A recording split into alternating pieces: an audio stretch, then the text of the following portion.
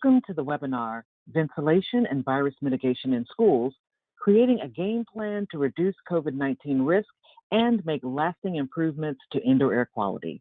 My name is Tracy Washington Inger, and I am with the U.S. Environmental Protection Agency's Indoor Environments Division, and I am honored to serve as your facilitator. Before we begin, I want to let you know that all participants' phone lines are muted during the webinar. Please use the question pane function on GoToWebinar to submit your questions or comments, and there will be a question and answer period immediately following the presentations. EPA offers a free ongoing IAQ professional webinar series, all of which are available online and on demand to view at your convenience. This webinar is the sixth in a new series that began in July 2020 that is focused on creating healthy learning environments and virus mitigation. After completing the evaluation for each training, you can instantly access your certificate of completion. During this webinar, our presenters will provide practical steps and actions you can take right now to develop a tailored plan to assess your current ventilation capabilities and implement IAQ improvements that prioritize mitigating risks from SARS-CoV-2 in the short term and ensure healthier learning environments in the long run. Additionally, you will hear directly from city leaders how the District of Columbia quickly responded to the pandemic and invested federal funds into the proven IAQ technologies of enhanced ventilation and filtration in their schools. And you will discover replicable strategies that you can apply in your work immediately. One of the most important assets a school system needs in order to secure the resources necessary to make sustainable IAQ and facility management changes a priority is buy-in from the top. The District of Columbia has demonstrated that they are committed at every level to the DC Public Schools mission, which is, and I quote, to ensure that every school guarantees students reach their full potential through rigorous and joyous learning experiences provided in a nurturing environment. Keith Anderson, the director of the DC Department of General Services, whose department provides stewardship for DC school buildings, wanted to share this message about that. Hello, I'm Keith Anderson, director of DC's Department of General Services. As a director for the DC Department of General Services, our mission is to build, maintain, and sustain the District of Columbia's state-of-the-art facilities and to foster economic viability, environmental stewardship, and equity across all 8 wards. DC Mayor Muriel Bowser is and always has been devoted to providing an excellent educational experience for all students and staff in DC Public Schools. At DGS, we recognize that the work we do in partnership with DC Public Schools to design, construct, manage, and maintain our school facilities has a serious impact on health and economic and academic achievement. That is why at DGS, we are particularly proud of the quick, thorough, and effective action we have taken in response to the COVID-19 pandemic. Later in this webinar, you will hear how we quickly developed an aggressive, comprehensive plan to make evidence-based, long-term improvements to our indoor air quality and the HVAC systems in all of our schools as one aspect in our layered risk reduction strategy to help reduce the risk of exposure to SARS-CoV-2. We recognize the importance of school facilities and see this as a long-term investment in the education, health, and success of our students now and far into the future. We appreciate the opportunity to share our experience with all of you and hope that you will find it useful as we all work together to reopen our schools responsibly and safely. Thank you.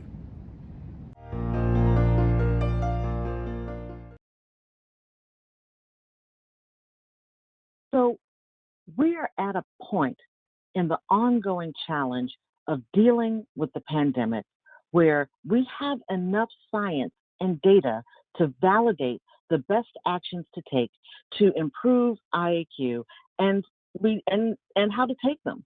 We just have to do it. That is why EPA developed the Indoor Air Quality Tools for Schools kit. The best way to ensure healthy, clean, safe learning environments is by implementing a comprehensive indoor air quality management plan using EPA's IAQ Tools for Schools kit. The kit was developed with checklists, fact sheets, and a variety of supporting materials to help you institute solid, sustainable practices and policies that address your current IAQ issues and tackle future environmental and health challenges. The framework for effective IAQ management in schools demonstrates how school districts can implement the kit using 6 key drivers and successful strategies for continuous improvement. This framework is especially useful now when school districts are managing diverse considerations from numerous sources to make sound health and science-based decisions that require planning, organizing, and communicating across multiple sectors, disciplines, and departments. In addition to the framework, the kit offers 7 technical solutions that show schools where to start. These are the major IAQ issues that the action kit and framework can be used to address in order to achieve reliable, clean, efficient, and healthy indoor learning environments. In addition to the EPA guidance, many of our partners have used what we already know to develop action-oriented guidance based on the existing evidence to help schools navigate the complicated new landscape of COVID-19. And in many cases, they were innovating effective interventions even in advance of complete science. From the beginning, the guidance many of our allies were developing and distributing recognized the good indoor air quality practices help reduce indoor air pollutants, including chemicals and gases, as well as viruses, by controlling the sources of pollutants, providing adequate ventilation and filtration of the indoor air, and maintaining acceptable temperature and relative humidity. So we were already well poised for action when the CDC recognized that COVID-19 can be spread by airborne transmission and infect others more than 6 feet away, especially in enclosed spaces that had inadequate ventilation. And our IAQ leaders and champions have capitalized on the increased focus on the role of the HVAC system in school, the role that it plays in increasing ventilation, reducing the viral load, and controlling the spread of disease. So many of the IAQ researchers and practitioners had already been promoting and demonstrating the effectiveness of layered risk reduction strategies, the same ones that the CDC is recommending in its new guidance. But we also know that layered risk reduction requires combining administrative controls like universal masking, social distancing, and education, along with engineering controls like filtration and ventilation in schools in order to be fully effective. The new CDC school reopening guidelines do address ventilation practices in schools, but it is going to be up to all of us who truly understand the importance and the value of indoor air quality to prioritize strong, sustainable ventilation practices if we want to reopen schools safely and keep them open. Increasing ventilation already is a proven technology for reducing inhalation dose of virus. This is a will issue, not a skill issue. We know what to do, we know how to do it, and we know that it works. Again, we just have to do it, and we have to do it now. And our speakers today are going to help us do just that. We have a tremendous team of practitioners with us today. You will be hearing from Chris Ruck, who is the Director of Training for the National Energy Management Institute. As a graduate of the Sheet Metal Workers Apprenticeship Program, Christopher has spent the majority of his career in the field specializing in testing, adjusting, and balancing HVAC systems, and is a TAB certified supervisor and technician. In addition to being a member of the ASHRAE Epidemic Task Force on schools and universities, he is LEED certified and an International Certification Board certified supervisor for IAQ and commissioning. Joining Chris today is Brian Butler, who is the Executive Program Manager for the Department of General Services in the District of Columbia, overseeing their school's portfolio, including strategic planning, community engagement, oversight, and implementation of all design and construction activities. He has over 20 years experience working in the educational sector as a designer, a contractor, and now as the owner representative. He holds a degree in architecture and a master's in construction project management. This gives him a unique set of practical experience in all aspects of school construction, and a huge asset for us today. But to start us off, we have Mr. Raj Sethi, who is currently president of a full-service mechanical, electrical, and plumbing consulting engineering firm located in Washington, D.C., specializing in institutional projects, energy modeling, commissioning, and high-performance buildings. Currently, they have over 200 projects in design and construction with 25 different universities, dozens of federal and state agencies, and 20 school districts. He is a registered professional mechanical engineer, LEED certified, a commissioning agent, and serves on the ASHRAE School Technical Task Force. Please join me in welcoming Raj Sethi and our entire dynamic team. All right, thank you, Tracy.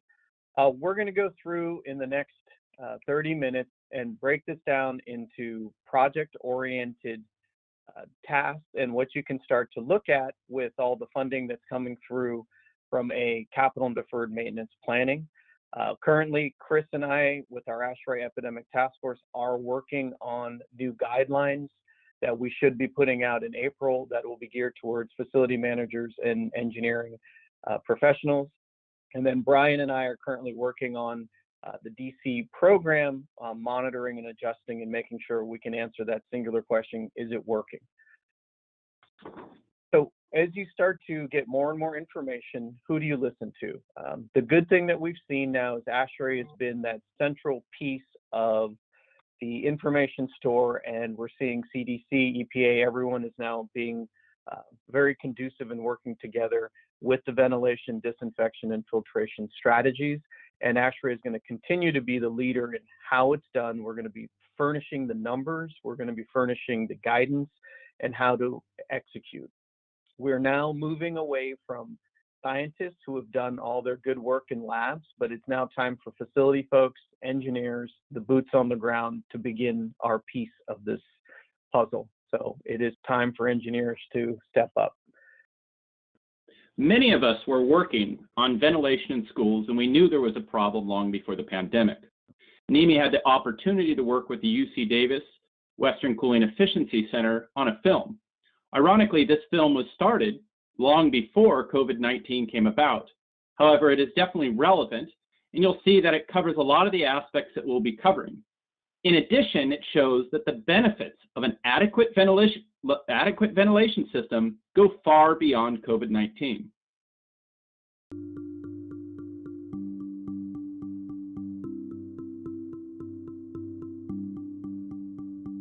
Children spend a large portion of their day indoors at school. Ensuring that schools are ventilated and have good indoor air quality is critical to protecting and supporting the health and well-being of students and teachers. Ventilation means providing fresh outdoor air into classrooms. Ventilation removes indoor air pollutants from buildings by bringing in outside air and exhausting room air, which dilutes the concentration of indoor pollutants. Indoor pollutants include volatile organic compounds that can off-gas from building materials, finishes, furniture, and cleaning products. Indoor pollutants also include respiratory aerosols that are exhaled by building occupants. Reducing the concentration of respiratory aerosols inside buildings is important to reduce the spread of airborne infectious disease, including COVID-19. Ventilation also reduces the indoor concentration of carbon dioxide, or CO2, that is exhaled by students and teachers. Generally, CO2 is not considered an indoor pollutant. However, some research suggests as the concentration of CO2 builds indoors, it can affect the cognitive performance of students. Ventilation is important for all building types, but it is particularly important in schools because of the high density of students in an enclosed space. Indoor air quality impacts student health and learning. Research has found that increased ventilation rates are associated with increased student performance, improved respiratory health, increased student attendance, and lower risk of transmission of airborne infectious diseases. How are classrooms ventilated? Classrooms are ventilated either naturally through open doors and windows or mechanically with an HVAC system. Natural ventilation may not provide sufficient airflow for a classroom environment. In addition, the air is not filtered or conditioned, and open doors and windows may pose a safety concern. This is why mechanical ventilation is recommended for classrooms. We usually think of HVAC systems for their heating and cooling functions, but they also provide ventilation and filtration. How do you know if a classroom is getting enough ventilation? You may think that teachers can detect a problem, but most cannot. In a recent study where teacher surveys were compared to ventilation rates, over 60% of teachers in underventilated classrooms reported that their satisfaction with their indoor air quality was neutral or satisfied. In order to know if a classroom is well ventilated, the HVAC system's ventilation rate must be measured and, if necessary, adjusted to meet the classroom requirement. This should be done by trained, qualified, and certified personnel. The fan supplying the ventilation to the classroom must run at least 1 hour before scheduled occupancy and during all occupied hours. In addition to testing and adjusting ventilation rates periodically, continuous monitoring of classroom CO2 levels is recommended to quickly detect ventilation problems. Monitoring CO2 levels is a useful and convenient way to monitor ventilation. You can see here how CO2 concentrations change throughout the day in a classroom. When the classroom is empty at the beginning of the day, CO2 levels are about 400 parts per million, or ppm, which is the outdoor air concentration of CO2. When students come in, the level of CO2 will rise. In a well-ventilated classroom, it'll level off below 1,100 ppm. In a classroom with ventilation problems, it'll keep climbing, sometimes as high as 3,000 ppm. Research from around the world shows there are high CO2 levels in many classrooms. For example, in a 2019 study, researchers found that about 85% of 94 recently installed HVAC systems in California K-12 classrooms did not provide adequate ventilation. We recommend that school districts take the following actions to improve classroom ventilation and indoor air quality. When purchasing new HVAC equipment, select equipment capable of providing sufficient ventilation rates for high occupancy areas like classrooms. When installing new HVAC equipment, test and adjust the system to provide the required ventilation rate. Periodically, test existing HVAC equipment to ensure the required ventilation is provided. With minor adjustments, many existing systems will be able to meet ventilation requirements. Hire contractors and technicians that are certified by a testing, adjusting, and balancing certification agency. Ensure that building control systems and thermostats are programmed to operate ventilation fans 1 hour before school starts and continuously during the school day. Inform teachers on the importance of operating ventilation fans continuously. Install sensors in classrooms to continuously monitor CO2 levels and detect potential ventilation problems. Thermostats with integrated CO2 sensors and standalone sensors are widely available. When possible, use filters with a minimum efficiency rating value, or MERV, of 13 or greater to remove small particles from the air. Change filters every 3 to 4 months during the school year so that airflow is sufficiently maintained. Ensuring adequate ventilation rates in classrooms is essential and will help support the health and productivity of students and teachers.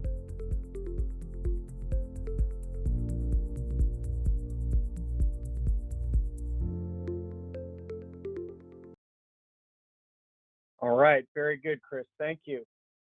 So with any challenge in the world, there's three legs. You have the financial solution, the political solution, and of course the engineering solution. So where we are now is there is a tremendous amount of funding coming down the pike. What you're seeing is CARES Act 1 was $13.2 billion. That's already been allocated, in many cases spent. The last COVID law was $54 billion that was signed in December. There you have a quote from it for the use of funds for school facility repairs and improvements, including HVAC systems. And then the pending one in the House currently has $130 billion for K through 12. All of this can be found at the link that I've put in this slide. So as you can see, the funding piece of this will be coming down the pike. It's important to start to figure out what and how you want to spend this money. This is going to be a generational chance for you to handle all of your deferred maintenance on the HVAC side. And I think it's important to understand the ventilation is going to be key to success in making your IAQ better for all of the kids. So what we've done here is given you just what we look at from an engineering community of very high priorities, and medium priorities. This is what we're going to go into today. But the new paradigm that I'd like you to all start thinking about is when water became important for human health, then we started to put fluoride into it. We started to test it for lead. In the school environment, we started to look at food. Junk food was started to be reduced. Sodas, vending machines all started to get removed. And now we're in the paradigm of air quality. And we definitely need to start looking at the indoor air quality. In California, it might be making it better for protecting against fires. In urban environments, it might be protecting against disease. All of these can be handled by ventilation strategies and HVAC systems. What we're doing is nothing crazy. There's zero downside. There will always be some energy penalties, but improving the air quality of your classrooms is something you can rely on into perpetuity. So you'll start seeing these different projects as you start to get aligned with how the funding should be spent.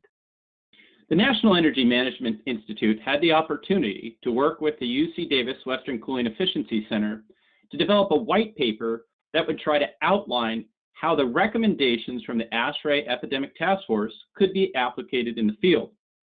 We used this using our vast field experience of what's going to work and came up with a ventilation verification plan. The resources for this are available through your chat, but will also be sent out to you later. What I'm going to go through is the initial ventilation verification assessment process. It's important to realize that this is not just a simple checklist. This is a physical verification of your existing HVAC infrastructure. How are the systems that the taxpayers have already paid for, that the school districts already have, are they functioning as designed? Can they be adjusted to function to meet the current occupancy, taking advantage of our existing resources?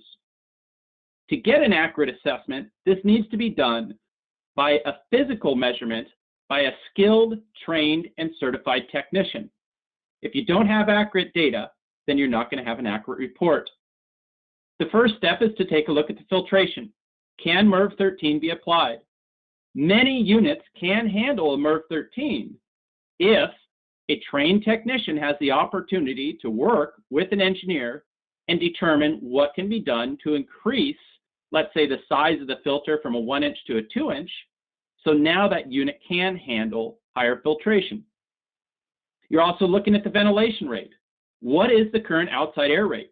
Many times I go up to schools and would find that on a hot day or a particularly cold day, someone had closed the outside air damper. That good intention ended up lasting for 10, 20 years with no one realizing that they were simply recirculating the air without bringing in the outside air. You're taking a look at any components for the ventilation systems, including economizers and demand control ventilation. Remember, this is not simply looking at a computer screen. This is making sure physically that these devices are working. You're going through the air distribution. You're not performing a complete test, adjust, and balance. You're really just performing the test, a survey, so an engineer understands how the air is being distributed and making sure that the air that you're reading up at the unit is making it into the classroom. You're looking at general maintenance that affects indoor air quality, such as, is the drain pan functioning right? Do we have a buildup of growth? You're looking at operational controls. And this can be a building automation system, but can also be a thermostat. Is the system set up to operate whenever people are in the building? Is it set up for a proper flush time? And then you're looking to install, or if already there, is there a CO2 monitor that's functioning? Whereas I will be the first one to agree that a CO2 monitor is not perfect. It is readily available and readily inexpensive and can be used as an indicator of ventilation, proper ventilation. Think of it as a canary in the coal mine. And then the last one is that many schools may have limited or no existing mechanical ventilation. Well, that doesn't mean that you would skip the assessment. It simply means that you would have a skilled, trained technician verify what is there. Can the equipment, such as a heating-only unit, have outside air rate added to it? Can we work with an exhaust system that's already there?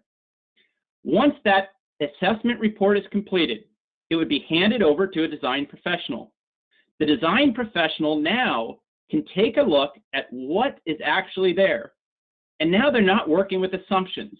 They can come up with a realistic game plan and meet with the school to determine, in many senses, triage with the available resources, what they need to fix, how they can do this, and what adjustments can be made. With those recommendations in hand, and everyone working as a team, you can now determine and go ahead and make the repairs, adjustments, and upgrades. Once again, if you look at all the data and you're talking about advanced HVAC systems that are highly efficient, it is very important that you have a skilled, trained, and certified workforce install these. Meaning that if a system is not installed or adjusted correctly, it's not going to meet design intent. And therefore, the indoor air quality goals and the energy goals will not be achieved. So now that we know where we stand on every single school, on every single HVAC system, it can be handed over to a design professional like myself, and then we're going to work with the owners to figure out that benchmark for success. Now, whether you knew it or not, we have an equation called the Wells-Riley infection probability tool, where we can start to adjust variables, filtration, time within an occupancy in the classroom, to get to a probability of infection. So we can run these scenarios. In the DC project, we were trying to get to under 5% of a probability of infection if there was one infected child. We've been doing these type of designs and using these benchmarks for decades with influenza and also in our lab work. Next, we know that with the building schedules and systems, we can get a quick sense of which air handlers have the ability to bump their filters up if they have the horsepower. The analogy is like a boiler.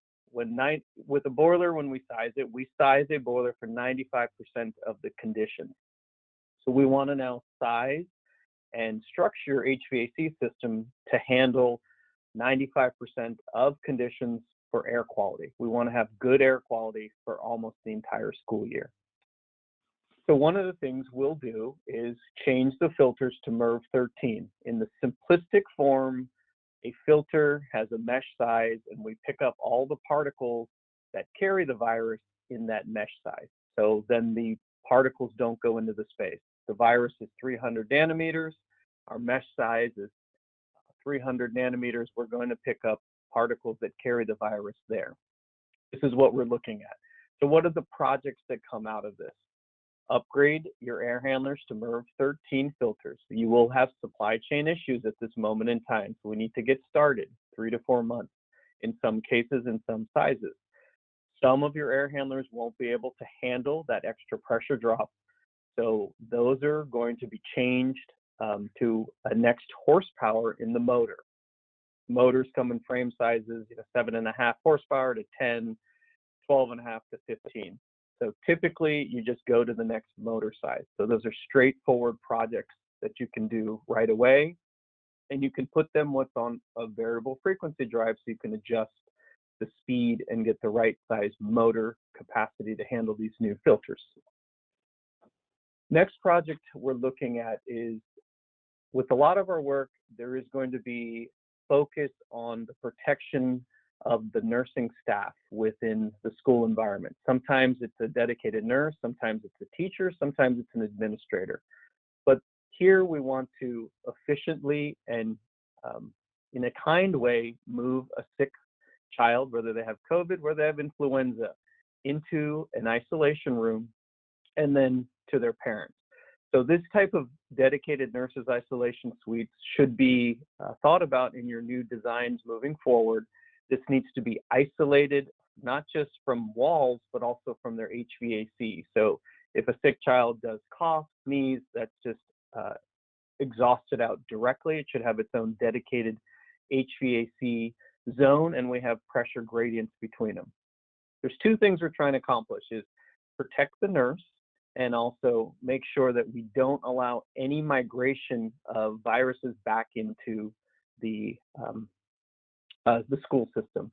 This can be done in a permanent design, or there are trailers that can be purchased and put in the parking lot, and they're already pre-built. FEMA has a lot of these. One quick mention on that slide, Raj, if we can go back.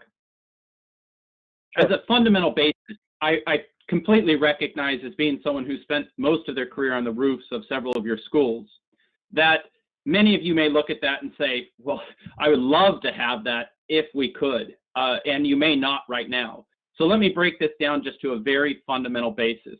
If you have a room that's being used as a wellness room or a nursing station that is being used to temporarily house sick students or staff, you want to make sure that that room is negative and that the air that that person's breathing out is going up through the exhaust and out. Think of many of the schools that you're used to where the nursing station might be right in the office. The last thing that you want is that contaminated air to be being pushed out into the office. You want all the air to be sucked into that room. So also on the DC project, we're looking at a lot of the modernized schools have what's called a building management system.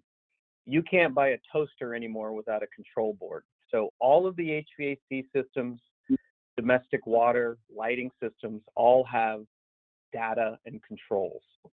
This is a building management system. As we modernize our buildings, that gives you as the operator the ability with a graphical interface to make adjustments to sequences, operation times, and also just temperature set points. So most modernized schools have a building management system. What the specialty in the DC project is, we created a supervisory school system level. So how can you push out a sequence of operation change to 7,000 HVAC units simultaneously without going to the school? And now the next evolution will be to look and see if we can do that to the city portfolio. So these are great places to start to collect all of the data that's being generated by your system, store it, a cybersecurity threshold. So all of the data only has one entry point when you have a supervisory system, not 117 school level supervisory access points. So this is a pretty robust way to start to create these building management systems. We've also installed on average 10 IAQ sensors per school, and this is the dashboard that you're looking at that we have operating right now. There's a tremendous amount of, we're sampling every minute, and what this is going to help us answer is it working? We've increased the filtration, we've increased the ventilation, we have air cleaners, so is it all working to give us that right IAQ blend? So now these sensors come back into a feedback loop of what do we start to adjust. We may change the filters in a zone more frequently, depending on, it might be a science lab or a cafe. We may run the fresh air longer to make sure we start to drop that CO2 levels from a decay rate and get the right decay rate. So from a data side, there's a lot of great plug and play sensors, and now professionals can start to read what is actually occurring in the IAQ. Another project, and it has years of data now, is what's called a dedicated outside air system. So if you have a school with a single rooftop unit, we need to look at to see if that can either be increased to run at 100% fresh air at certain times, or does that need to be supplemented with another unit or just replaced? What you're seeing here are different units that can sit up on a roof. Most modernized schools at this point do have dedicated outside air systems. For our practice, we are recommending sizing these at a 25% higher capacity above code minimum. And the key here is we want to give your operators of the building the ability to flush with more fresh air in the future if they need to. They don't have to run it at higher ventilation rates, but you want to have that ability in the future if there is a future influenza pandemic, another outbreak of COVID. That is what we have to start to look at when we put down our design guidelines. We have done some CFD modeling for Austin, and we're looking at how buses can also get altered and all the air flows to the back of the bus. So we are now starting to think about the same way with classrooms, how we can think about distribution, supply high, return low, and those are thoughts that we need to think about. Now we're moving not just from the central unit, but now into the distribution of what's actually in that classroom environment and what's actually hitting the person in the breathing zone, as we call it. So let's talk about the outside air rate. What you're going to see here is a sample requirement for a 900 square foot meeting room or assembly area, and this would be following ASHRAE 62.1 2019. What you're going to see there is that there's a calculated rate for the amount of people that are in the room and also for the type of room. So there's 2 points I'd like you to look at here. One is that ASHRAE 62.1, what you're seeing here, this is the minimum adequate ventilation, not necessarily the healthy building level, it's the minimum adequate ventilation that you need. And what study after study has shown is that many classrooms and buildings are not operating at their minimum adequate ventilation. Now, this is very important to realize because if you have, let's say, a classroom that was previously a storage room, it very likely was not set up for the amount of students that you have in it. Another concern would be is, let's say you're taking advantage of your administrative controls, right? That you're going to have less students in the classroom. So you had that classroom that was set for 35 people. You're thinking you have 458 CFM. So you say, hey, I'm going to drop it down to 15 people and I'm going to be really good. The problem there is that you're making the assumption that that outside air rate is still at 458 when it was set up by someone like myself 10 years before. You really need to make sure that you have a trained technician verify the amount of ventilation, the actual outside air rate you have, so that way you're not making assumptions. So the next piece we are looking at is air cleaning. You're going to see a lot of products out on the marketplace that are telling you that they can clean the air and pull the virus out. Keeping the basic knowledge is you are filtering the air with what's called a HEPA filter, which is a high-grade filter. You can have UVC, ultraviolet radiation, that stops the replication of the virus. And what that does is if someone is generating quanta, generating virus, then we're going to go ahead and keep up with that. In some cases, you can't quickly upgrade your ventilation. It's a long-term capital project, so portable air cleaners are a very effective way to start to filter your air. We're recommending permanent level classroom air cleaning. Once again, you can turn these on and off based on the air quality that we want to maintain. But having each of the classrooms have one of these up in the ceiling or up against the walls is something that, from an IAQ standpoint, is very effective for air cleaning, filtering it and also disinfecting it with UVC. Keep in mind the sound. This is a basic calculation I've shown you here, and you can run it yourself with your when you get the presentation. Raj, if I can add one bit to that. Sure. So, I would like to highlight some ASHRAE guidance here because there is great ASHRAE guidance that's available. And I would encourage everyone to take a look at in-room air cleaner guidance for reducing COVID-19 in air in your space or room. This guidance will go over much of what Raj has summarized here. And the key part to this is the question gets asked in this guidance, when should an air room cleaner be used? And they quote, when HVAC equipment does not meet ASHRAE recommendations for ventilation and filtration, removal of contaminants near a source is needed, or where higher risk activities occur. So basically, we need to make sure that this is a supplemental component to your central HVAC system.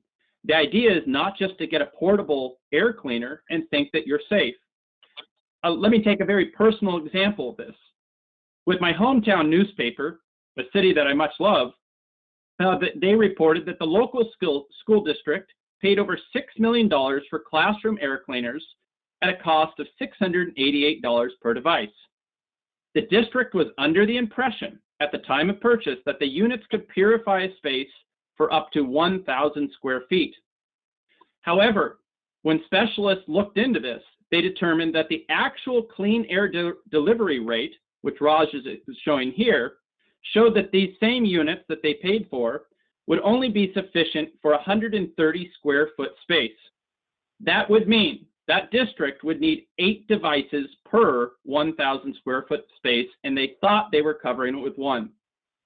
The lesson learned here is that we really need to make sure you look into, when you're buying devices like this, that they are going to result in what you're being promised.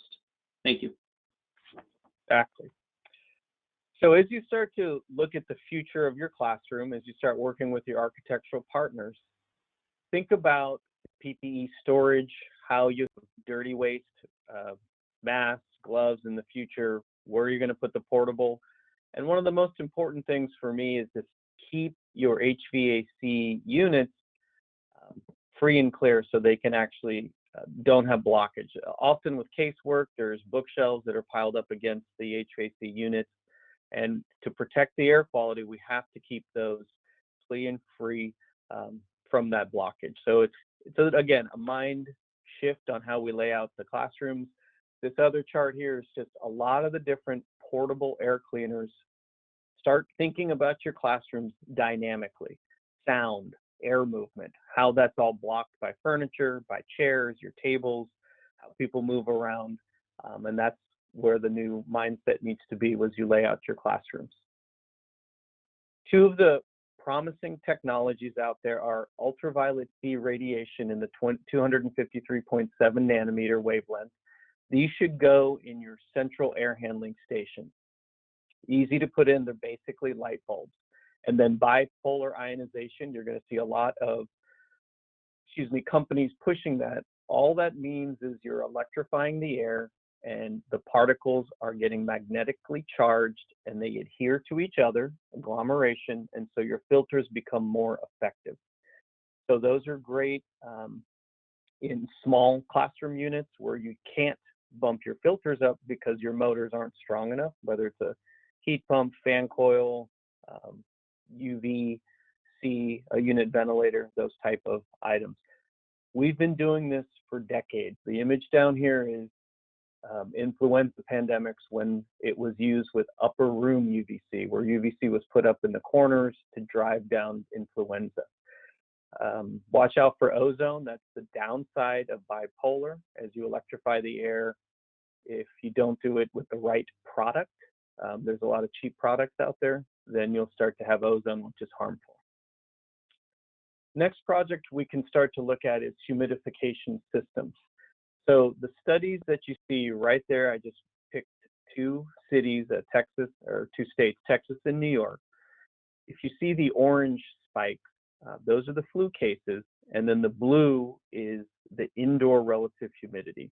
It's a direct correlation that when the indoor relative humidity drops below 40%, their flu cases increased. Now, does this mean rush out and put humidification in every building, school? This is something that you should consider. At the school, you can get small portable ones in the classroom, but future projects should have the ability to change to increase your humidification. Let's give your operators the tools. So we have the science behind this showing that humidity and flu viruses are correlated. So this is what I would recommend putting in humidification in large central air handling units. Chris? So when we're looking at this, many people will immediately say, well, isn't this going to put my energy costs through the roof? And I would like to counter that in that we need to really reevaluate our cost-effective metrics. How are we evaluating this? And how can we mitigate the cost? Now, in the evaluation, let's take a look at the example I gave before. If you had a package unit on a roof and somebody had shut down that outside air damper, you're right, your energy will go down. And when you open that back up, your energy is going to go up. However, if you're moving an outside air damper from an illegal level of no outside air to the legal level of the minimum adequate ventilation, is that really a ding on your energy, or is that what you were supposed to be spending the whole time? Additionally, there's extensive studies showing the benefits of adequate ventilation on productivity and cognitive retention. Remember, start thinking about your total cost in the school. If you could increase your productivity, your cognitive retention, that's going to have a direct effect on your bottom line. And the next slide we'll look at is going to cover savings on reduced absenteeism. But before we go there, let's talk about mitigating the cost. When you're looking at a program like this, and you'll get a chance to see this in action with the example at the field example at the end with the DC schools, is that once you go through this process, part of it is that you're really starting to dial in your HVAC system to respond to live conditions using sensors. And by following a sequence of operations like provided in ASHRAE Guideline 36 for high performance sequence of operations, you can really start getting the most out of your system. In addition to that, coming up with a proper maintenance schedule and potentially making upgrades where it makes sense to highly efficient units. And lastly, remembering the amount of hours that are unoccupied. That's where you can really save the energy. But we need to make sure that we focus on safety when students, staff, teachers, personnel are in the classroom. This is a great slide that was actually put out by UC Davis Western Cooling Efficiency Center. And the only thing I added on there was up in the corner, you'll see I changed it over to CFM. And what you see here is that the studies done by Mendel in 2016 showed that as you increase your ventilation rate and you increase it from 8.5 CFM, which is below the legal limits, to 15 CFM, which is about the average with ASHRAE 62.1 in a classroom per person, you are going to see an increase in energy of about $6 million. But remember, many schools get paid for students that are in the seats. And when you look at that benefit, just in California alone, that would be $33 million increase in school district revenue per year. So you paid $6 million, but you're getting $33 million.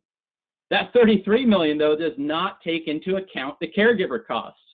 Because not only do you have teachers getting sick, but if a student's sick, you have parents that need to stay home from work or grandparents that need to stay home and take care of them, which adds on an additional $80 million in caregiver costs. So as we start to also think about areas where you have to look at distribution, this is a simple diagram of a classroom. Supply high, return high. That's typically what you see. But when you have mixing, it's hard to protect student-to-student transmission with this type of distribution. So in the future, we are looking at supply low, return high. So we start to pick up those particles with a negative airflow at the top. So again, these are things that you can start to think about. If you have an area with sensitive children, then this could be a strategy that's employed immediately, dropping the supply down low. A school is composed of at least half of the spaces are not classrooms. So this is a prototypical design that we're recommending now for bathrooms where you can't effectively socially distance. So we're going to put exhaust grills above every toilet, drop the partitions down to the floor, try to drive the supply air below the partition, pick up any bad air and exhaust it out, putting in an air cleaner in every bathroom. and that will constantly chug through and sanitize and clean and filter that air. So we're looking at doing this in almost every bathroom. It is occurring in our DC project. Now, natural ventilation, meaning having your doors and windows open, can be a great thing.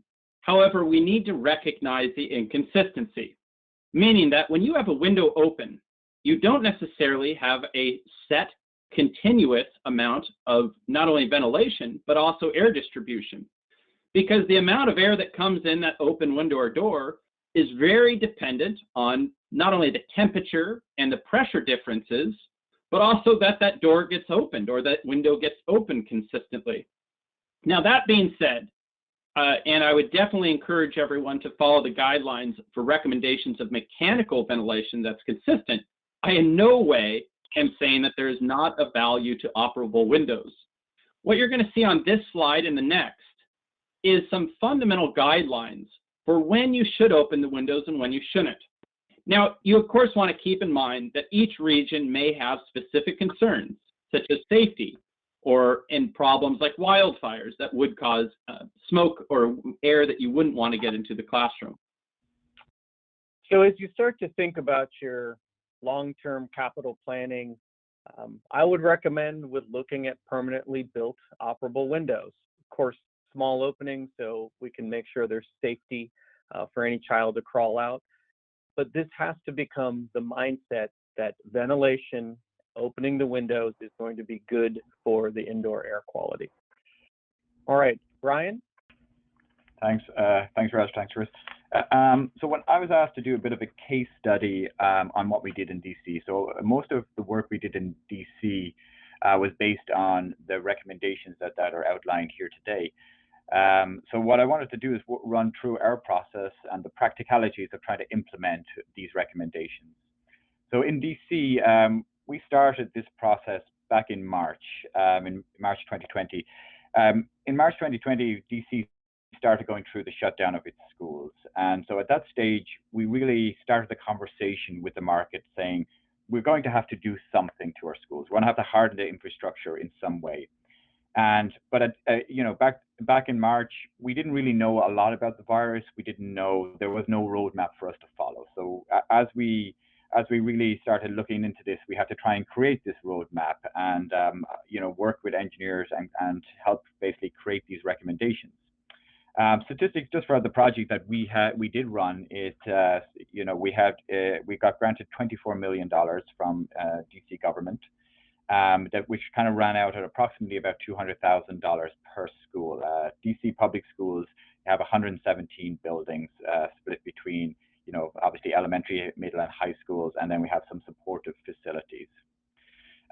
So the first part that I kind of wanted to highlight is really the planning stage of this. So back in March, as I said, we first started figuring out what we should do. So we started that planning stage very early. So the earlier you start for every jurisdiction out there, the earlier you start, the better. And as soon as we started this, we realized the first thing we really need to understand is their infrastructure. So what do we have? We kind of bucketed our infrastructure in our buildings. DC is kind of fortunate in that the city and the mayor's office over the last basically 10, 15 years have been very supportive and have funded a lot of modernizations of our buildings. So our infrastructure in DC was quite developed, and so we still have a mix of infrastructure, the same as every jurisdiction, but we do have, a newer infrastructure across a large portion of our schools, which gave us a little bit of advantage when we were trying to put some of these techniques in place. The second piece, and I can't stress this enough, is making sure we get the right people on the team. It's the right engineers, the right contractors, so having the right people at the table is critically important. There is a lot of recommendations out there. There's a lot of people who are experts out there, but people really understanding schools, understanding this virus, understanding the systems we're talking about, making sure you have the right people on the bus. And then for us, once we were talking to the right people, once we started understanding our infrastructure, reviewing our drawings, we then needed to also engage the stakeholders. So we're kind of scattering where we can find information, where we can find guidance in the early stages. So, looking at what the CDC was saying, looking at the EPA, what they were saying, looking to the mayor's office here in DC, getting their buy-in and support, and they've been very supportive and helping us to get the funding and everything through to move this project forward. Looking at the DC Department of Health, engineers, and then but last but certainly not least is the teachers, the parents, and the kids that are going to be going to these schools. It's imperative that we really understand their concerns and what would make them feel comfortable sending their kids back to school. Once you run through this process, this initial kind of gathering phase, the goal was to create a proposal which could be clearly outlined what we wanted to achieve with pricing. So we want to make it easy for our city administrator's office or our mayor's office to be able to say, you've got a plan, the plan is clear, you've got pricing, now go forward. So once we had basically an initial plan in place, the next piece is, we reached out, we actually took a strategic decision here in the district that we went out to our CB communities, our small businesses, contractors, and we had hired 13 small contractors here in the district to carry out this work. That allowed us with the capacity to run across our entire school portfolio at the same time, which was kind of critical for making this work across 117 campuses. We had our engineers on board, and the first thing that we really wanted to tackle is the verification and assumptions. We had reviewed our drawings. We knew in theory what we had in the field. We have different ages of buildings that have been put in place over the last 50 years, 60, 70 years. And now we really needed to get into those buildings and verify the systems in place and see what issues we had, and what we really had to work with. So it's gathering that information. And then we broke it down in line with what Raj and Chris was talking into. We wanted to achieve increased ventilation. We wanted to achieve increased filtration. And then the final stage was looking to monitor the systems and make sure we could tweak when needed. So when we rolled this out, originally DC was looking at bringing our student population back in November of last year. And we rolled this out in our implementation in really two phases. So the first phase was looking at sterilizing our systems. We had vacant buildings that had been vacant now for 6, 7, 8 months. And we really wanted to go through those buildings, sterilize them, the systems in the buildings, not just for COVID-19, but also, Legionnaire's disease, other items that, when you have a plumbing system that's sitting there for a long period of time. That was kind of the first piece to it. The second piece under this phase, we looked at upgrading. So we upgraded all our filters up to a MERV 13 or MERV 13, 14 or higher, and that was across all our outdoor air units. We wanted to, during this phase, as our contractors were doing analysis on all our systems, we also wanted to identify any systems that weren't functioning correctly. So we wanted to identify any systems that really had some problems. We called them the showstoppers, and make sure we were correcting those showstoppers and bringing those systems back online. We took the route of buying the mobile HEPA filters, and partly that was to, with looking at supply, looking at how long it would take to upgrade the existing infrastructure. We purchased about 5,000 mobile HEPA units to be installed across our classrooms. And then we also purchased an additional larger units to go into our cafeterias and our gymnasiums. As Raj said, we also put in the troffer units, which are the filtration units that went into our gang bathrooms, and they were put in across the majority of gang bathrooms in all our schools. And then the final piece of that first phase was really trying to get the sensors, making sure what we're putting in is working and making sure we can monitor. So, we strategically said we put in 10 sensors, additional sensors per school, and they were located in different zones of the school, so we could get a true understanding of the air quality across all areas of the school. The second phase, which really came after November, was looking at the design aspect. So we had the first phase, which was increasing filtration, getting the mobile HEPA units in. The second phase, was a little bit more complicated, was really looking at a design aspect to every one of our schools, redesign our systems in a way that we could change the sequence of operations and change how our systems actually work. So like we increased the outdoor air percentage. We opened up to to, wherever possible, increasing the outdoor air and the level of outdoor air coming into the building. We changed the programming of of our equipment to basically just disable some programming to allow for the equipment to work in line with the engineer's recommendations. We extended the hours of operations for equipment, allowing for the building to be flushed at the end of each day and prior to the start of the day.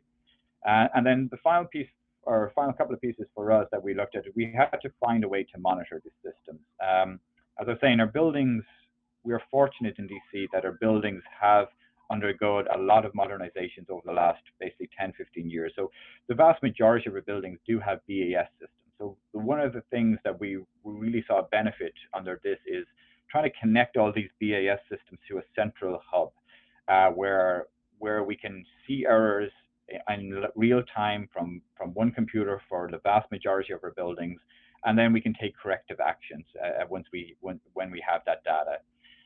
And then the final, and I can't really stress this enough, it's around a really robust quality control process that you put in place. As you're doing this work, you're doing it, if you're in a larger school jurisdiction, you're doing a lot of work across a lot of buildings at the same time. It is really critical when you're trying to change out tens of, maybe thousands of filters, that you have a robust quality control process coming in behind the contractors, making sure we're catching anything that gets missed and making sure we're making those corrections in real time. We as a jurisdiction, DC, and for recommendations for other people, we really need to build that confidence that it's done, and it's done holistically and across every school. So the final piece, and this is where we're really moving into now, we have kids that have started coming back into DC schools. And so we're really looking at the sensors, looking at the air quality in our buildings and monitoring the air quality. This is for DC. It's been ran through a piece of software that gathers the information, working with the engineers, and they'll give additional recommendations, and we can, now that our systems are all connected, we can make those adjustments in real time with the, recommendations maybe a couple of times a week is how we're looking at to try to implement that.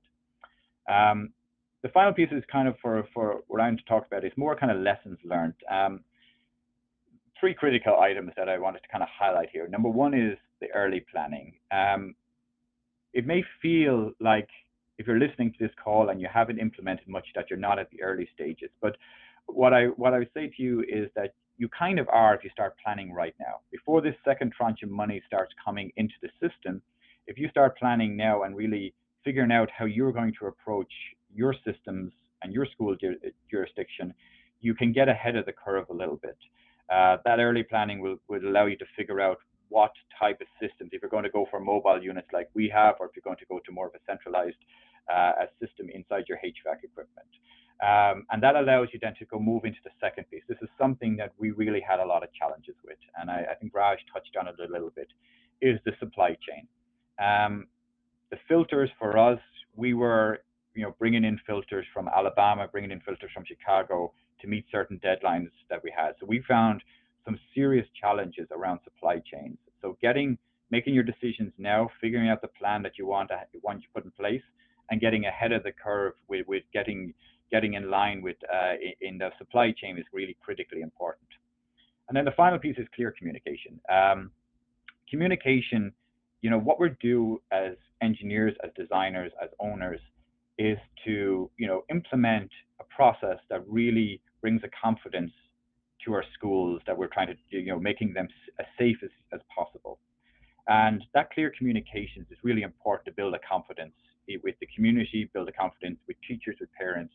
And so that is one piece that I'd highly recommend for any group that's going down this way, going down through this process right now, is have that communications, show that what we're doing is correct and it's right, and it's trying to do the right thing, and outlining that communications clearly to the different stakeholders.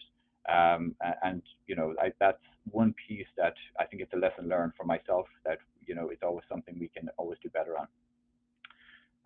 And that's that's kind of an overview of the case study we did here in DC. We did the vast majority of stuff that was outlined in this proposal has been implemented in DC schools, and as I said, we're excited to move into this final phase and start the monitoring process to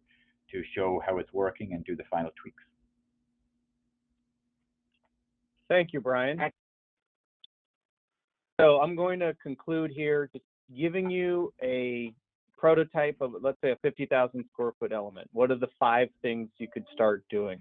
Hopefully you've seen this. Assess each individual building. It has to be a unique plan per building.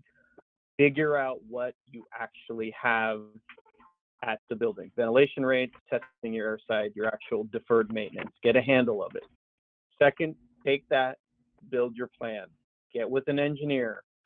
Figure out what your benchmark of success is, and then start to delineate some design scopes for that. Third, this is where you're going to have most of your expenditure, is figure out what projects are the right ones for you. It may be upgrading all your MERV 13 filters. It may be putting in air cleaners. It may be UVC and bipolar. So once you start to get all these renovations and hard costs together, you'll have your budgeting documents. Fourth, a building management system. As your staff retires, the next question is, how are you going to maintain all these systems? And a building management system is your simplest way to have efficiency. And then finally, a nurse's suite. And looking at some of these numbers at the bottom, I did a quick calculation. There's 50 million K through 12 students. That equals, with the funding coming, around $3,500 per student. So an average elementary school from the federal government could get up to $2 million to $1.75 million for these type of projects. So we're in a lovely spot where there is going to be a generational moment where you can handle all of your deferred maintenance, and hopefully you have some hope, you have a plan, and you have some guidance, and there's a lot of good we can do together. Next slide, and that is the end of our presentation. Thank you so much, and we are open for questions. So I want to thank Raj and Chris and Brian for a tremendous presentation, and definitely for, citing that we are, as you said, in a generational moment, right? And so just a few of the resources that we have at EPA to help in this moment as well. Brian offered a lot of valuable information, all of our speakers, and practical advice from DC about ventilation and virus mitigation plans, and the IAQ Tools for Schools kit, the framework, the preventive maintenance guidance that we have, all provide materials that you need to initiate a thorough planning and execution in the same style as what you heard from DC. Another valuable tool we have to help kickstart your program is the IAQ Preventive Maintenance Model Plan. So all of these elements that you were talking about, we have a place where you can put them in this plan. It's like a draft blueprint for you to put information in from the guidance to meet your unique circumstances and specifications. The IAQ Tools for Schools, coupled with the IAQ Preventive Maintenance Plan, provide an abundance of support for conducting those thorough walkthrough assessments that you heard, building by building, to really understand what's going on in each of those of your school buildings with specific IAQ and HVAC issues and recommendations. Brian detailed some of the extraordinary methods they use in DC schools to inventory, maintain, and service their equipment, and to manage the processes and procedures effectively. So you can use the IAQ Tools for Schools kit, the mobile app, and the preventive maintenance guidance and checklist as a basis for tailoring products that meet your specific needs in your school district.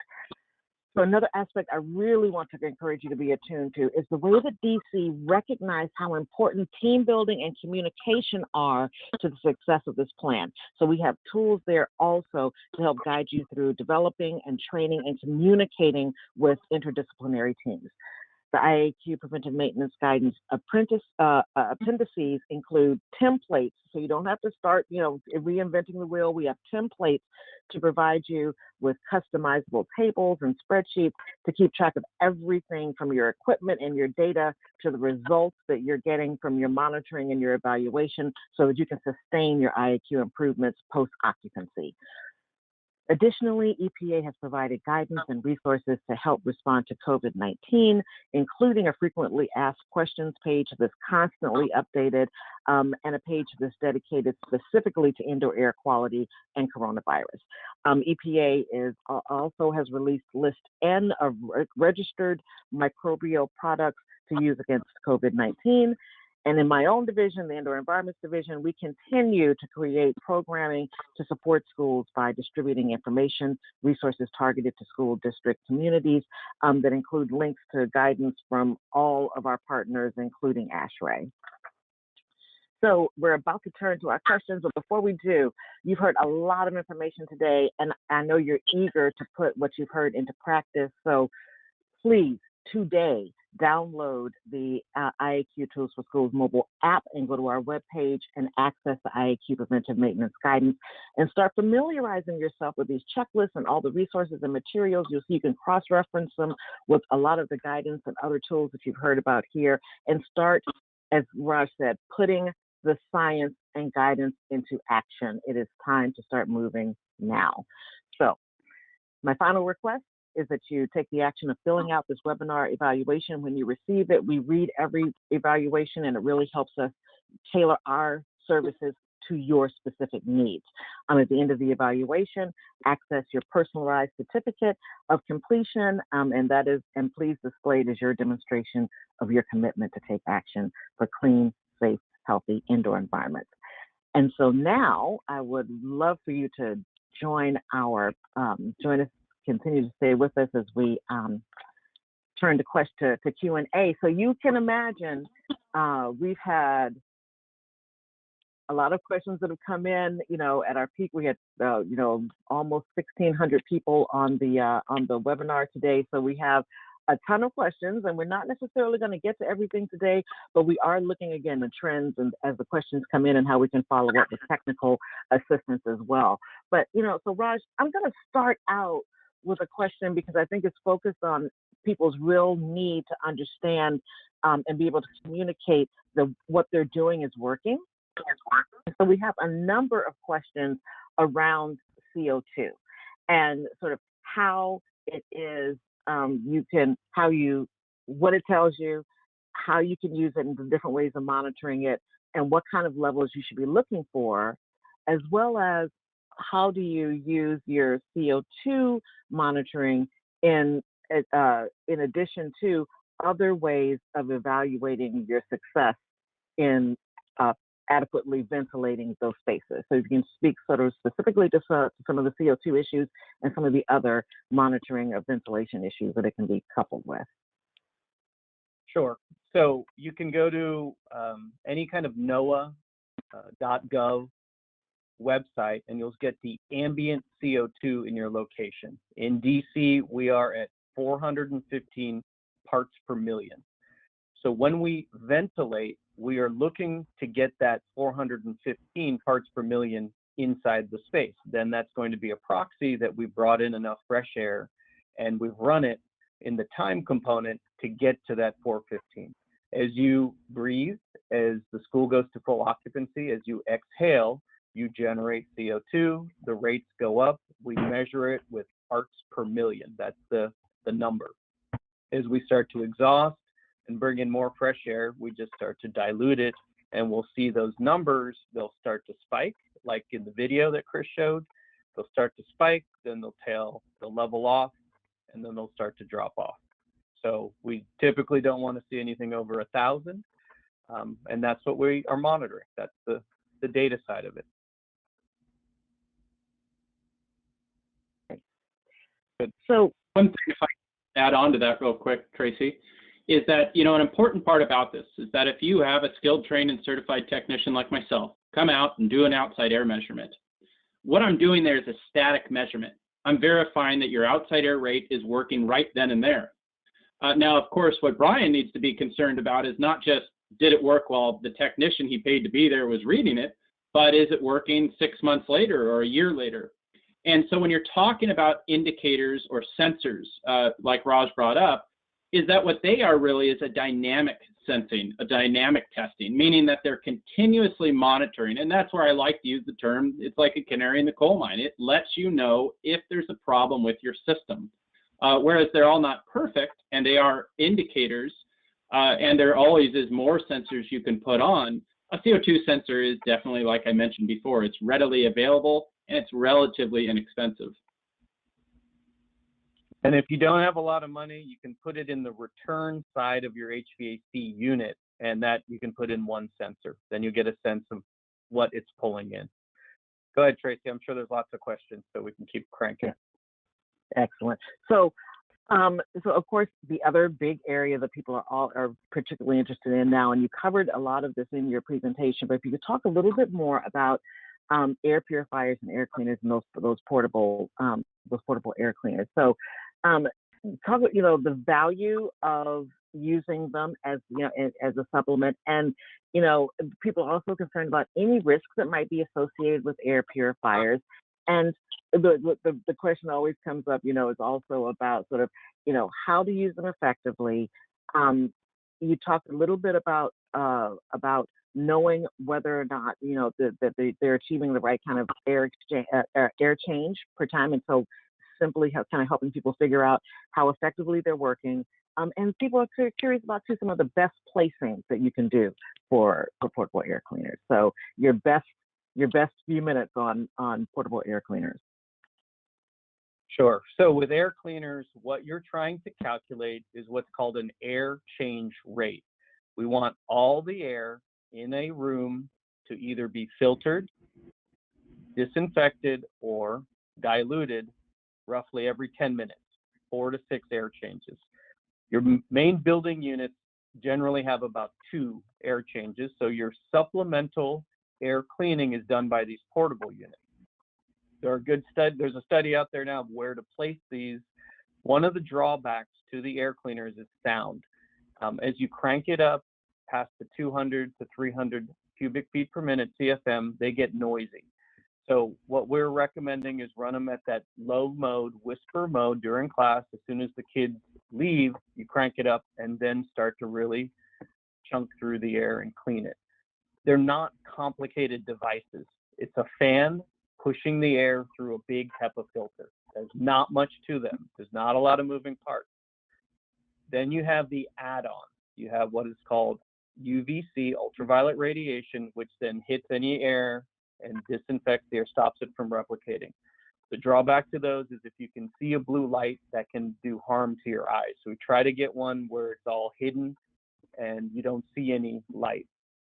The second thing you can add is ionization, and those also are the bipolar ionization. Most of the high quality units, they do not generate ozone, but there's hundreds of these air cleaners. You can just Google it now. So noise, CFM rate, ozone, and UVC. Those are kind of your 3 main things. Brian, you want to add anything to that? I just add with what we've installed at DC, we haven't had any major concerns or issues around noise. I have heard a few comments, but again, we follow Raj's advice by just reducing the unit down to that whisper mode. But overall, I think it's functioning pretty well. Across, I said we have 5,000 of them installed across all our classrooms, across all our schools, and we really haven't seen any major issues at this stage. You have things that break. When you have 5,000, an odd one here and there, but that's just making sure we replace them quickly. So when you think about when you go into surgery in an operating room, how do they get the surgery suite ready for you after someone just was in there, or an airborne infectious isolation suite? So what we do is we change the air out roughly 20 times, 20 air changes. We just remove all that air and get it out of there before the next patient comes in. The reason the portable ones are excellent is if you do have a sick child or someone in that classroom, you can roll 10 of these in there and just chunk through all the air very quickly and get it ready to go the next day. So it's about taking all that air, cleaning it, getting rid of it, filtering it. Right. As mentioned before, ASHRAE has some great guidance on this. They have that document I talked about before, in-room air cleaning guidance for reducing COVID-19. They also have some great guidance on filtration and emerging technologies. Key takeaway that I can tell you as a technician is that it's going to be the licensed mechanical engineer that you're really going to want to involve in on that team, along with the customer and Brian, to decide, what is the best unit for your situation. That's very important, is to involve a licensed mechanical engineer to help you make those decisions. Yeah, don't be the headline like Sacramento school systems. I said it, not you, Chris. Yeah. and exactly, no one wants to be in that position. And so one of the other questions, as we've talked about HVAC systems a lot here, and you talked a bit about sort of natural ventilation with windows and whatnot. And so a number of questions are coming in from people who don't have those those centralized HVAC systems where they have baseboard during the winter only, right? And wondering, and this person particularly wondering, will a window AC unit help, right? Or if I just have a boiler system. So some of the best advice that you can give around improving ventilation in those spaces that don't have the traditional HVAC system, but have different kinds of heating and air airflow issues. So what's the best kind of ventilation? So, the simplest way is put these into two buckets. You have heating and cooling, which is we call water side, and then you have movement of air distribution, which is air side. The virus is airborne, so we're really focused on air side. So if you don't have any ventilation going on, then go down the path of air cleaners. The best solution is to have a capital project and bring in ventilation into these rooms, which is either a dedicated outside air system, but that's going to be longer term. If you only have baseboard, again, that's heating the room. It does not address any of the air side. All you're doing is heating the room. So then what are you left with? Opening the windows. That's marginally effective, but it's better than nothing. So you can put in a box fan, but you'll freeze the room, and that'll be not ideal. So that's a capital project with the funding that you need to put in place of how to get mechanically ventilated air into those spaces. And if you look on the, sorry. All right, good. Just to add to that, I think from an owner side right now, when you're looking at this virus, we're really looking at not just 1 year. We're not looking at everyone will be vaccinated and by June. We're going to be dealing with this for several years. So I think as owners we have this opportunity right now to plan out these capital projects. If the level of money materializes, that could materialize over the next year, we really have, I think Raj said it a couple of times, a once in a generational opportunity to tackle upgrades like this across all our schools. And very rarely as an owner do you get an opportunity to look at your portfolio in its totality and say, these are potential upgrades I can do to my HVAC systems, not just in one school, but potentially I could go out and do it in a large proportion of the schools that need it. This doesn't happen very often in a career. So I kind of urge everyone to see it from that perspective, really embrace it. And for us, we're looking at what is the shovel ready projects we could potentially put on board if this money materializes. So that's, I think there's an opportunity out there to, as I said, plan early and start planning now, in case this does all materialize in the way it looks like it might. And if you look on the NEMI white paper that I talked about earlier, that was a collaboration with UC Davis, you'll see there is a section on there, and there's resources for how to do an assessment when you have limited or no mechanical ventilation. It's important to realize that there is a lot of differences out there and a lot of misunderstandings of what is mechanical ventilation and what is not. You have a lot of systems out there, and so doing a proper assessment and working with an engineer in that assessment will immediately allow you to come up with some solutions. Excellent. So interesting, as sort of the flip of that question, someone's asking, is there a such thing as overventilating. I've worked with a school that has their system scheduled to be on 24/7. They have VAV boxes in each room that are actually controlled by CO sensors that will bring in fresh air with, when the CO2 levels get increased. So, is there overkill? Is there a way? Is there such thing as overventilation? Good question. All right, I'm a parent. Where would I want my children to have school? Outside, under a tree, at 72 degrees in the shade. That would be ideal. The wind is blowing, the birds are chirping. Now, how can we emulate that in a classroom? So with the overventilation, there is no overventilating risk. In my opinion, the only drawback is the energy penalty. But I don't like that argument right now with viruses because, yeah, it costs more money and to put in a sprinkler system. So what? We're going to put it into a school. It costs more money to lead test and energy test your water systems, but that's got to be done. It is what it is. Buildings consume energy. Same thing with ventilation.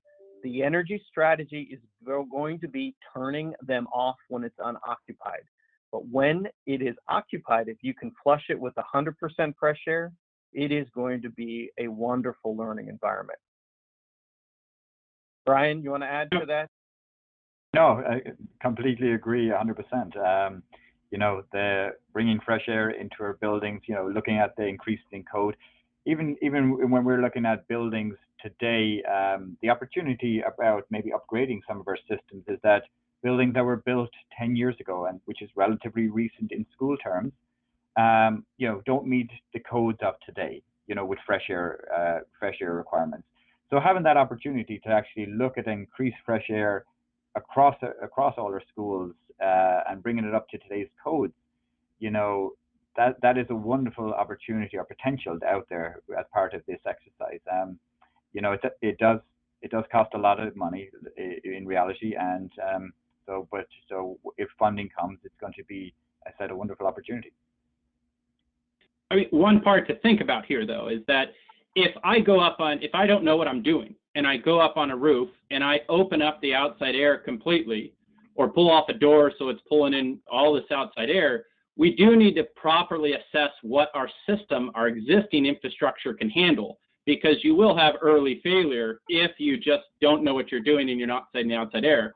Now, that being said, once you've established that, then you can work with a mechanical engineer to determine what's the appropriate that your existing infrastructure can handle and what upgrades can be done to add ventilation if that's what the mechanical engineer determines. Yeah, and I think that definitely underscores a lot of what Brian was talking about too, in terms of, assembling that team, assembling that cross-disciplinary team, getting everyone at the table and working together in that way. And I think, Brian, especially, the DC, the model there in DC, where you have, general services working with, DCPS and then bringing in, recognizing and identifying who the right professionals are that you need to have help, but then also, being able to train your staff to be able to maintain, these interventions as well. And Brian, as we get ready to close, I would just, there have been a number of questions that have come in from people who are still struggling with getting their upper management and the administration within their school districts to recognize the importance of ventilation and the importance of funneling these funds in that direction to make sustainable change. So if you could just share, some of your experience with getting these funds to those places and some of the things that people can be sharing with their administration about the importance and the impact. Yeah, I suppose I've been very fortunate in DC. We have our mayor's office, CA's office, DGS here, upper management, have been very supportive, with fighting for the case of that this money is needed for this exercise. But the one thing I would say to any organization that's out there that is the plan is important. You need to understand what you want to do yourself. It's very hard to sell a plan when it's, I need to do something with HVAC. So when we all work with engineers, talk to the engineers, pull a plan together, it doesn't have to be talking about the exact CFM you're going to increase or the exact, CO2 levels you're going to get to, but you need to talk about the plan and you need to have a price to the plan. Without those two critical items, it's very hard for any management to take you seriously. It's very hard for them to have buy-in, and it's very hard for them to approve it. So if you notice the very first slide, I was talking about planning, but the end result was a clear plan with pricing. If you can't produce that, you're really at a disadvantage to get buy-in. You're really talking in high level, and it's a dream rather than trying to make it reality. Okay. And Raj and Chris, anything you guys want to add to that? Having worked with so many different school districts and getting that buy-in, anything else you want to share with folks about securing that buy-in for this work? Yeah, I think the video that Chris has put together is a real simple way, and it's just repetition that I've seen. DC was fortunate in that they allowed me to speak to the teachers. I spoke to principals. I spoke to parents. And so that just allows, like, okay, there is something you can do, not just besides wearing masks. And so when you get all these different constituents saying the same thing, and then it's in the paper, and then finally CDC catches up saying it is airborne, then it starts to, there's no one's in the way of this. This is one of the few things that everyone can really agree on is ventilation at schools. So I think it's an easy sell. It should be. Chris? The video that was discussed is a great overview. Any of you are welcome to share that video. That's on YouTube. There's no special protections with it. The other part that's kind of been addressed repeatedly during this by, I think, all presenters is that it's important that you have a team that really knows what they're doing. If Brian's going to go to the administration and come up with a plan, he, along with me and everyone else on the team, better make sure that we're going to deliver on that plan. And if you're going to deliver on that plan, you need to make sure that you have the right people involved. And that's all the way through the process, from getting the initial assessments to the design phase, to deciding what's going to be fixed and repaired, to making those actual repairs. And then very important, as a lot of studies have shown, is continued maintenance, which the program that Brian's put together definitely addresses that. It didn't just stop, once they made some initial adjustments. It's a long-term maintenance plan that's very thorough. Exactly. Yes, not a diet. This is a lifestyle change that we're talking about, and we have that opportunity right now, right? And that's how we've been treating it up until this point. Is short-term things to address immediate problems, as opposed to putting in place long-term solutions that are going to have lasting impacts. And that's what we've seen in DC, and that's what we've seen you gentlemen helping school districts across the country accomplish. I would also encourage our listeners we have a business model, a value proposition worksheet on the EPA schools website for you to go take a look at as well, that can help you start to identify in your plan some of the costs and some of the outcomes to be able to put together that plan that is going to be compelling for your decision makers and for your for the purse string holders in your district as well. Tracy, if I can just add one final thing, I think for guidance is it's a critical piece of putting that plan together is there is a roadmap now for you to follow. I think, as I said, as an owner, the biggest challenge we had was we didn't know what we were doing at the start. We didn't know about the virus. We had to try and figure this all out together. There is a clear roadmap for people to follow at this stage. And so it becomes, you can get that plan together quite quickly at this stage because the guidance is there, the expertise is there, the science is in.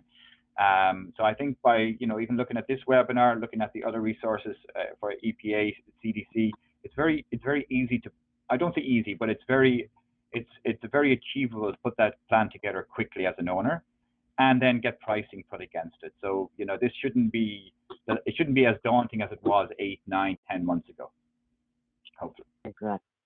Perfect, Brian. Thank you so much. So like we said, this is a will issue, not a skill issue at this point. We have the skills. We know what to do. We just have to use those skills to move the will of the folks who need to make this happen. So let's do it. We can do this. Gentlemen, I thank you so much for your time today, for so much of the information. Folks, the links have been in the chat, but you will also receive links to all of the information that you heard today immediately after this webinar, so that you can start accessing it. Again, thank you so much for your time and for your energy and for the work that you are doing and will continue to do. So with that, we'll close the webinar, and thanks everyone for attending.